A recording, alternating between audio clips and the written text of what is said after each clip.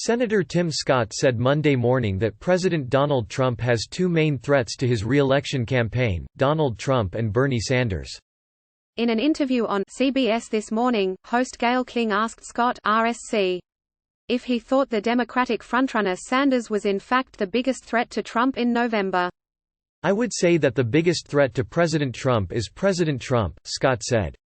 "If he's on his game, as he was at the State of the Union, I don't think there's a candidate in the country that can beat him. If there is a second choice, other than himself, it would be Bernie Sanders. Bernie Sanders brings that outside game in a similar fashion that President Trump did in 2016.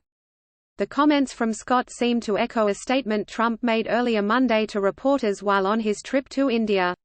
"I actually think he would be tougher than most of the other candidates because he is like me, but I have a much bigger base," Trump said of Sanders.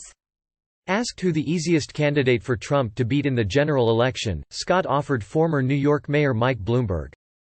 "He has so many challenging headlines," Scott said. "The narratives for, as the president calls him, Little Mike, would be easy for President Trump to take a strong advantage."